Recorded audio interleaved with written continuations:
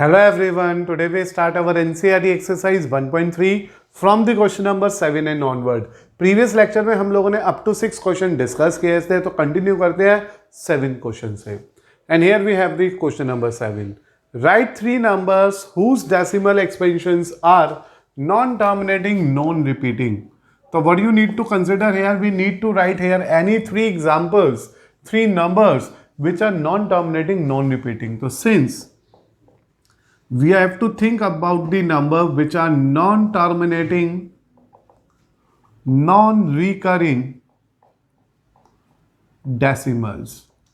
और अगर बेटा आप इन नंबर्स की बात कर रहे हो तो they are in simple language consider as irrational numbers, क्योंकि वही नंबर्स इर्रेशनल नंबर्स बोले जाते हैं जो non terminating, non recurring decimal होते हैं. तो यहाँ पे क्योंकि मुझे एग्जाम्पल लिखना है तो अभी हमारे पास इन्फिनाइट वेज है, कोई फिक्स पैटर्न नहीं है कि आपको सिर्फ वही 3 नंबर याद करने हैं. आप अपनी मर्जी से कोई भी 3 नंबर लिख सकते हो. Like first number is, because we are going to give that examples है, मुझे वो एग्जाम्पल्स देने हैं. तो जो मेरा पहला नंबर है जो नॉन टर्मिनेटिंग, नॉन रिपीटिंग या रिकरिंग डेसिमल है, यानी कि इर्रेशनल नंबर है, that is 0.01 001 001 0001 and it's keep going on. This is the one of the number जो कहीं पे भी टर्मिनेट नहीं हो रहा, कहीं पे भी बाद नहीं आ रहा, यानी कि इसका रिमाइंडर कभी भी 0 नहीं आएगा और डेसिमल के बाद वो एक फिक्स वैल्यू के साथ रिपीट नहीं हो रहा. Because of that it is non terminating, non repeating decimal. Second number हम ले लेते हैं ऐसे बेटा 0.2 02 002 0002 एंड सो ऑन. तो मैंने क्या कहा, आपके पास इन्फिनाइट एग्जाम्पल्स है, आप कोई भी एग्जाम्पल लीजिएगा, बस वो उसका रिमाइंडर कभी 0 नहीं आना चाहिए, वो कभी रिपीटिंग डेसिमल नहीं होना चाहिए. अगर ऐसा है तो वो हमेशा शो कर रहा है आपको नॉन टर्मिनेटिंग, नॉन रिपीटिंग यानी कि non recurring decimal. It is 0.03 003 0003 00003 and so on. तो these are the 3 basic examples. I am taking these 3 as our 3 numbers जो यहाँ पे non terminating, non repeating decimals है, क्योंकि इन सभी के अंदर हमारा कोई भी नंबर रिमाइंडर को 0 नहीं दे रहा, या कहीं पे टर्मिनेट नहीं हो रहा, या कहीं पे हमारी digits after the decimal repeat नहीं हो रही. तो इस तरह से आपने अब मेरे साथ इस लेक्चर में सीखा आज का पहला क्वेश्चन. और मैं फिर से कंफर्म कर दूं, ये 3 मैंने अपनी तरफ से लिखे हुए नंबर्स हैं और ये फिक्स नहीं है. आप चाहो अपनी मर्जी से कोई और दूसरा एग्जाम्पल भी आराम से सोच सकते हो, क्योंकि मैंने कहा there are infinite numbers, infinite irrational numbers are there which can be suitably fit for this question. Now you have to think about the question number 8 of this exercise, NCERT exercise 1.3. और जब हम इस exercise के इस question पे बात कर रहे हैं तो बेटा we have to write 3 different irrational numbers between 5/7 and 9/11. तो सिंस जो फर्स्ट रैशनल नंबर मुझे यहाँ दे रखा है वो यहाँ पे कंफर्म है 5/7. It's better to convert this number in the form of decimal so that we get the comparison and get the value जो उन दोनों के बीच में आना चाहिए. तो आपको यहाँ पे इसे डिवाइड कर लेना है and it will give you a value. जब आप 7 से 5 को डिवाइड करोगे तो ये आपको ये वैल्यू देगा. ये इसका कन्वर्जन है और ये मैंने आपको शो नहीं करा क्योंकि we already discuss this part in our previous lecture. कैसे डिवाइड करना है उम्मीद है तुम्हें आता ही होगा. इसको ऐसे 5 से डिवाइड करें, पॉइंट लगाए, यहाँ पे 0 आ गया, उसके बाद आप 0 कंटिन्यू कर सकते हैं. तो यहाँ पे आया 7 49, फिर 10, क्योंकि हम 0 अपनी मर्जी से ले सकते हैं, जैसे कि आप समझ रहे हैं कि मैं यहाँ पे कितने भी 0 प्लेस कर सकता हूँ. Then it is 1 7, then 3, it is 0 and it is 4 28, then beta 20, it is 2, as we already mentioned here, it is 14, now it is 60, it is at 856, we are left with 40, it is 535 and we again have a remainder as 5. तो जहाँ से शुरू किया था वहीं पर ही आ गया question और इस तरह से ये आगे चलता जाएगा. इसलिए मुझे 5/7 का डेसिमल वैल्यू मिल गया. And this second rational number जो मेरे पास है, सेकेंड रैशनल नंबर, पहला वाला फर्स्ट था, ये सेकंड है. सेकंड रैशनल नंबर 9/11 है. आप जब इसको डिवाइड करोगे 9/11 को तो देखिए 9 और यहाँ पे 11, 0.000 लिख लीजिए, पॉइंट लगाया, पहले 8 सा 11 8 सा 88 आ गया, फिर 20 बचा, 1 सा 11 आके फिर से 9 आ गया, and it will continue in a very same manner. ये तो इसी तरह से बेटा हर बार कंटिन्यू होता रहेगा। ठीक है, तो इस तरह से हम लोगों ने ऑब्जर्व कर लिया कि जो इसका डेसिमल एक्सपेंशन है वो 0.81 पे बार है। तो first of all what you need to think about the question number 8 of our NCERT exercise 1.3 कि मुझे ऐसे 3 डिफरेंट इरेशनल नंबर लिखने हैं जो इन दोनों के बीच में लाई करते हैं। So we have to write 3 different irrational numbers, क्योंकि वो नंबर्स होने चाहिए irrational. 3 different irrational numbers between, देखो जब तक फ्रैक्शन में थे तब तक समझ नहीं आ रहा था, 5/7 that is we are saying 0.714285 पे बार, एंड 9/11 दैट इज 0.81 पे बार। तो मुझे इन दोनों के बीच के 3 नंबर लिखने हैं। So we have to write 3 different irrational number between this and this.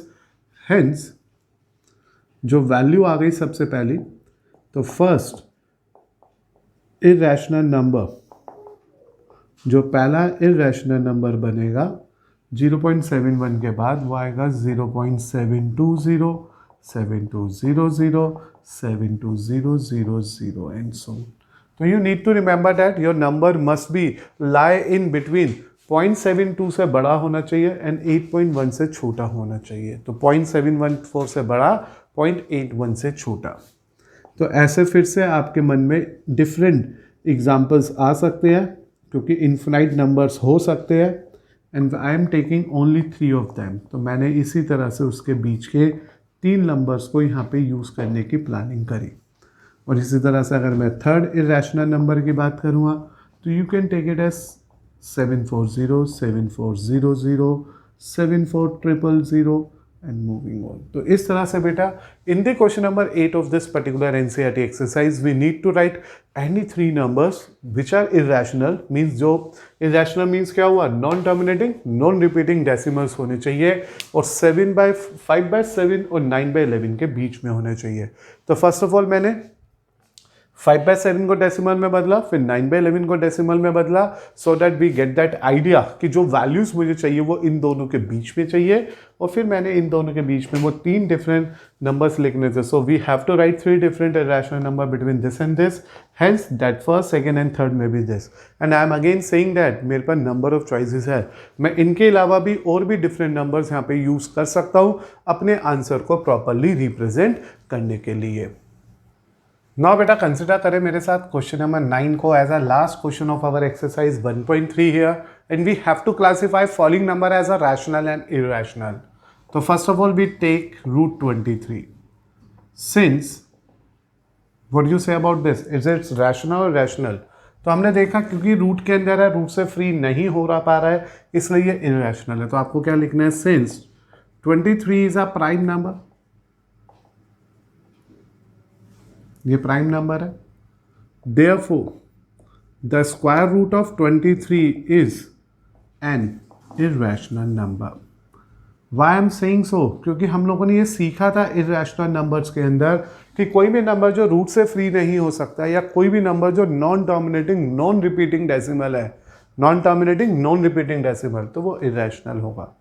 तो रूट 23, जिसमें रूट 23 एक प्राइम नंबर है जो फर्दर फैक्टराइज होगा नहीं, इसलिए अंडर रूट 23 रूट के अंदर ही रह गया, सर्च की फॉर्म में रह गया, रूट फ्री नहीं हो पा रहा है, इसलिए बेटा ये इरेशनल नंबर ही रहेगा। अब आता है मेरे पास सेकंड वाला, यानी कि 225, and when you make a simplification of this 225 by the mean of prime factorization, जैसे आप 225 को प्राइम फैक्टराइजेशन से लिख सकते हो, यहाँ पे सबसे पहले 75, फिर लिख सकते हो 25, फिर लिख सकते हो 5, अगेन 5, तो it is 3 into 3 into 5 into 5। ये मेरे पास इसकी प्राइम फैक्टराइजेशन आ गई, क्योंकि 225 is not a prime number like a previous one. तो दिस इज 3 into 5, तो देयरफॉर अंडर रूट 225 इज 15। ये 15 आ गया। And 15 is one of the number which is a integer, तो यहाँ पे लिख दिया विच इज एन इंटीजर, तो ये एक इंटीजर हो गया है। हेंस अगर इंटीजर है तो 2 to 5 का स्क्वायर रूट यानी कि 15 इज ए रैशनल नंबर, इसलिए बेटा ये एक रैशनल नंबर है। तो what you have to decide यार कि anything which is remain in root, जो रूट से फ्री नहीं हो पा रहा, जो non terminating non repeating decimal है, तब तो वो इरेशनल होगा, otherwise it's always a rational value. तो उसके अलावा ये हमेशा एक रैशनल वैल्यू को प्रेफर करेगा। Check it again, under root 23 था, 23 प्राइम नंबर था, ये रूट फ्री नहीं हो पा रहा था, because of this it is irrational.